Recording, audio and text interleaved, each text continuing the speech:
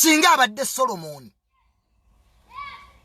ne muzimbe ensi tiboba Champion Ogudo tebalina kweyamba balina kuba baavu period n'olwanisa omwana omuto Kaye kasita naawe ozadde nze buli muzadde gwendaba ng'ayogera bubi ku mwana gwatuuse okuzaala nkugamba ekintu kimu you also have kids time olutero fena tuli bazadde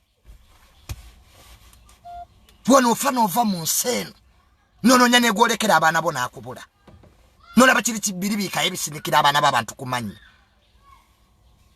Kaye mu nnaku gy'oyina alien skin si ye yagireeta mwesonyiwe Kaye your downfall has been alien abantu Kaye nga baatwagala nina okola ensobi wava mu bantu alien kyerandiza alien skin talina gwe yabba musajja at is there because agasobo njagala mundeetera alien skin gwe yabba agabigali yeri mu government gayina temugogerako namwe mpalana ya kikaaki bannange wamaali wo wala n'omuntu naye Champion Ogudo yabakola ki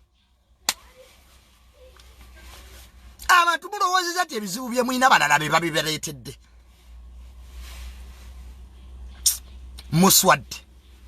muswadde kubanga mwebuzizza amagezi ne mutuka n'okulwanisa abaana be muzaala Kaye Champion Ogudo omuzaala nga ne woyina abaana kasajja katuka Champion Ogudo embeera mbi bambi kagala okwejja mu bwavu nosanga ebisajja ebikulu bikavuma omuntu akola statement eno byalyose ne bita bananga we tutuuse ensi eweddemu essuubi bwetyo kyannaku bannayuganda bannange kyannaku nti sitaani kati ali mu bantu sitaani takyatuma yeetuukira sitaani takyatuma ebisajja ebikulu ebimeze ebyenkwawa n'amala obudde ku Champion Ogudo mwana myaka 8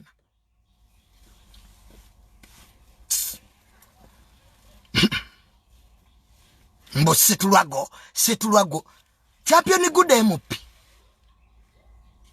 aba situlwago ani yajiba tuma situlwago mwatugamba mugenda kujja ku Museveni mu weekend nga tavangako gwe umarukiseka ani yakutuma South Africa jozungira wano tewali wa mirimo tewasoma oyina kuvuga uba umarukiseka vuga uba yo mirembe okolerere family yo obwavu bwoliko alien skin si yabukuleetera tomwesibaako si mwana wa nnyoko abamwe erabidde ne family zammwe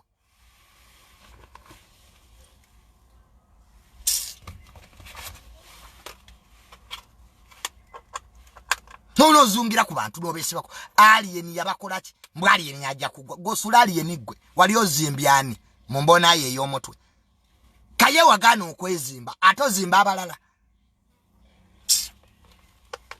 hena limanyi Kaye nti baiza olimu ku magezi nezo olunaku Kaye lwatandise olwanisa Champion Ogudo lwenakwewuunyiza netigina nti actually Kaye totegeera nze ate mwana watu bulijjo manyi nti wisdom wafunamuko ku magezi wenna wesse bakuvuma buvumi buli wamu because you're acting stupid.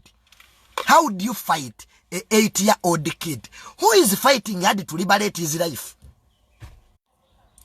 Not abamurogogwe. You don't call yourself a witch? Febe wekana nabo otulemeddwa okutuwalana. Alien yabakola ki? God is favor na apiru. Katonda gwayagadde tusobola kumukakanya. Alien yaliko favor. Etali nkolerere. China n'abayimbi abaliwo kati tebajja kiba. Alien si yayimbe nnyo. Alien talina nnyimba nnungi ayagalwa. Kaye okwagala tebakugula. Kiveri Katonda. nebwe munaloga bisajja mwe alien yense mwagala alien yakubye concert embalala ne bajjula alien yakubye concert eruwero ne bajjula alien yakubye concert jinja ne bajjula God is favor na apiru katonda ayolesa obuyinza bwe okukakanya ababeyita abamanyi naye emimwaja mmwe okutuuka okulwanisa Champion Ogudo omwana emyaka 8 ebisirane biberenga ku family zammwe wano mu Buganda tetuwala na mukazi ali lubuto na mwana muto. They are innocent. Champion Ogudo is innocent. He is an innocent soul who was misfortunate to be born from a poor family. He's helping himself. And you totally destroy a younger soul because you are stupid. You don't think. You don't even know the spelling of, you don't know the definition of a charity. A charity means you don't come physically. You send help. America yamba amawanga mu ntalo. Walora byeko center wa America Congo. Are you stupid? Are you stupid? You don't reason? You didn't even go to school to differentiate between a music battle and a charity. Let me tell you, my brother. By the time Alien Skin came on the stage to sing, the tables were already sold out. In fact, up to now, people are sending money to Champion Ogudo because it is a charity. And you call yourself an analyst. Uganda to NHZ. And a whole radio program, a whole radio gives people airtime to destroy an 8-year-old boy. That is how stupidity, that's how low we have gone. We have lost sincerity and judgment. And we call ourselves, we call each other humans. That's witchcraft. You old men, let me give you simple advice.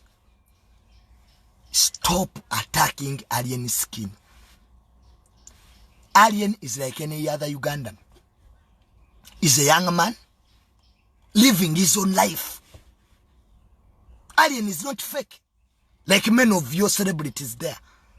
Alien will tell you what he thinks is right from the bottom of his heart. And you abuse a person because he's original. You wage you on Alien Skin because he's original. He has not duplicated himself.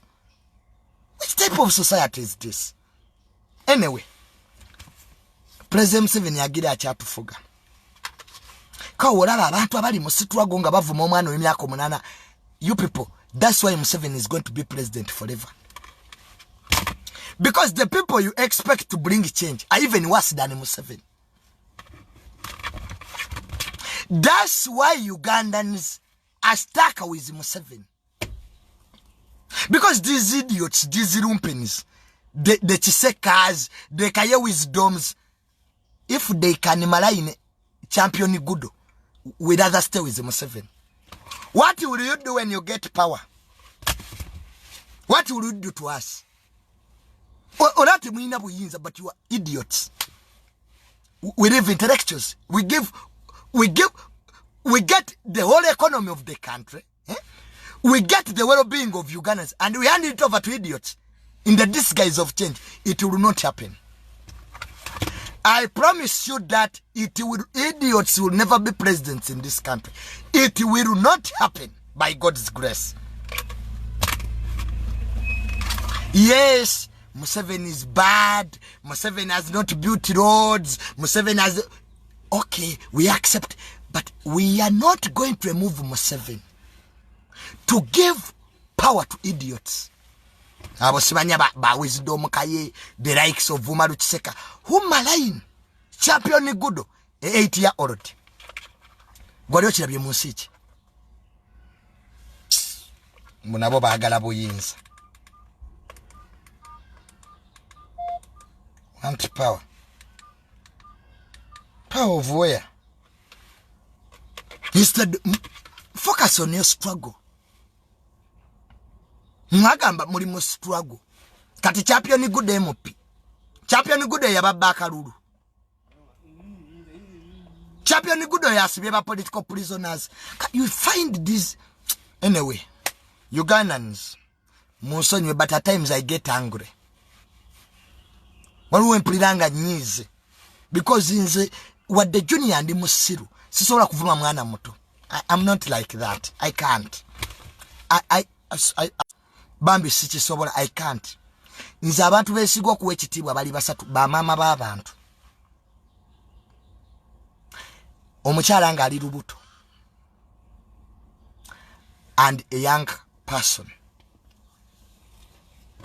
Shame on you, Kaye. You have turned yourself into disgrace. Wisdom. Oroza wagena neba bajombo naye wafuka mugaga. Wisdom bakozesezza ensobi. Nayo jazira ba myaka ejo nza kubulira nze kyaliwo. Wisdom, Kaye, I tell you this because I'm your friend. And nobody should tell you, Kaye, I'm happy with the way you engage your way kutem. And Kaye, you started changing this month. Emyazi jiri Wisdom obadde otegeera. Nga you analyze things ebirimu amagezi. But these days, oba baakuloga, I don't know. Naye nago okolera. You are on the verge of collapse. And Wisdom, you'll come to my home that I know. After getting to know that actually nze yali agamba mazima. Eyo image gyotambulira mu CEO. Nze junior mu origino. Nagula spasio yange yino. Nze I don't fake life. Because people will find out. Nze junior asula muzigo. Naye omulungi. Wano bangamba sina gyenkola. Nze junior I don't fake life. Yesterday nabadde nambula ekisaawe with my mom. Kati wadde agala ntambule naawe mumbona ye ey'omutwe.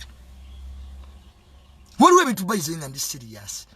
When I'm with my family, I'm serious. Nze sibangako wammwe.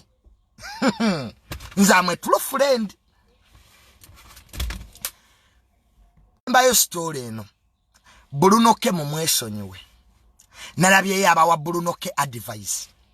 Bulunoke owedde, Bulunoke talina kyawedde. Life ekomye, Bulunoke talina gwe yasse. I disagreed with my father yesterday. Daddy wange mbu yanzaalukuse. Mbu kubanga mbu nakola ekibiina ekikuula abakazi. He was angry. Namugamba naye daddy wakanzaalukuka emeka. My father told me mbu yanzaalukuse, mbu lwakuba mbu nina yanga boys. Nemuga dad. Onakoma ddi okunzaalukuka? Okay, nzaaluka omulundi gumu ekyo kiggwe. Daddy nangamba mbu amanya yaganzigyeko. Yatumye sentongo. Nze family yangu badda. My family chased me away. Mbumba swaza. Cause okay, if they don't want me to be part of the family, it's okay. Buza kasuku. Daddy yayombi. Era nanzaalukuka. So I'm fatherless. Wendi one. I'm fatherless. Nezo roza junior fayo.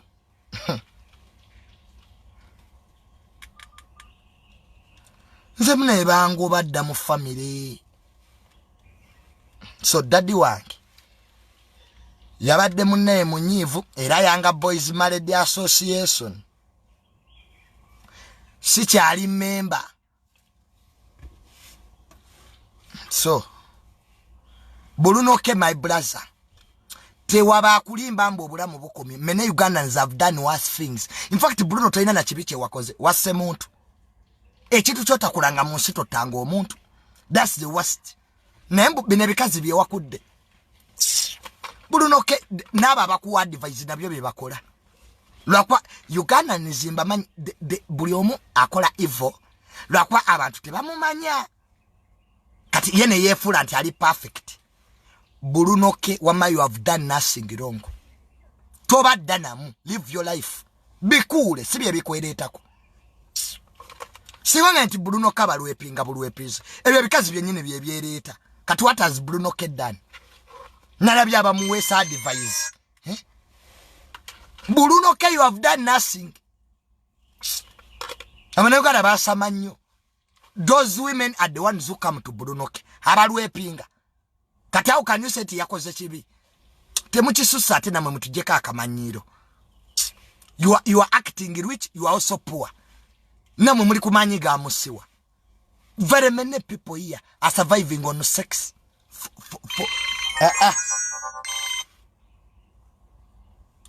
Hello? I'm okay, sir. How are you? The going is okay, sir.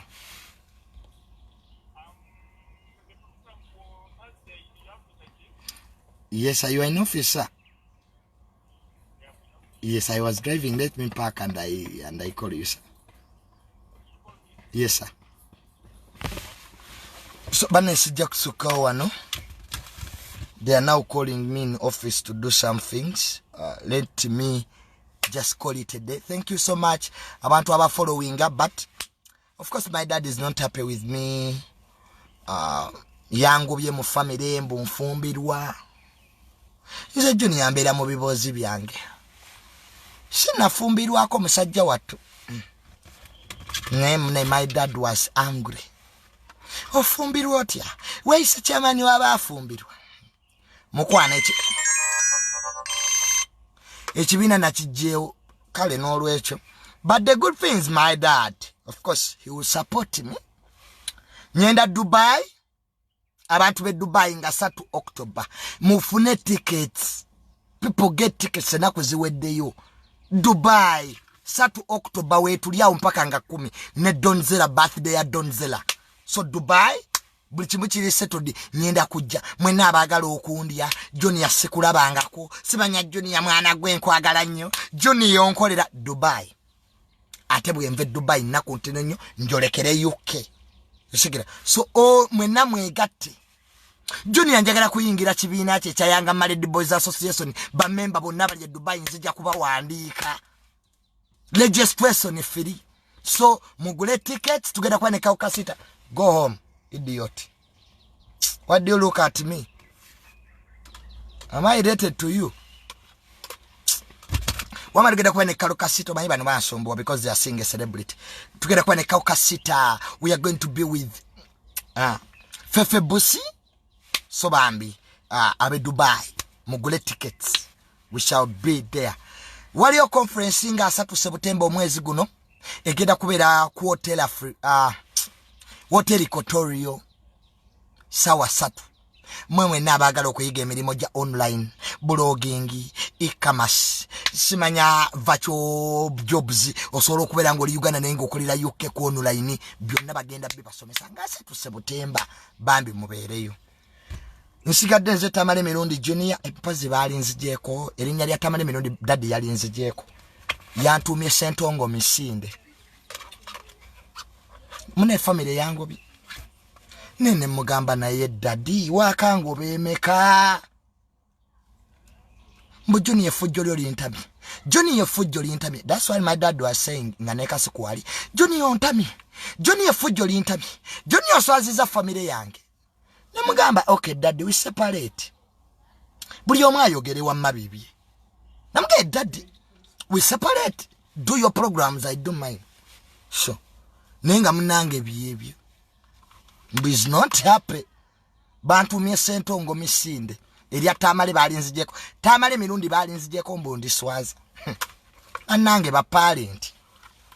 Omuntu n'okula neera parent wona akusigalako. Namuge daddy I'm old. Namuge dad I'm old. I'm now an old man. Stop. Look. Daddy ya yombi. Kalika video ke nakola ako kufumbirwa kamunyiziza nga kasuku wali asirise. So sina wafumbirwako nze mbambibozi byange Ugandans. I've never got married. Nze just wama Junior mbera mufujjo lyange I'm just stubborn. Mama bantu balijje mu mpalana basenga wange muteba kyambuza ye babadde bampachi.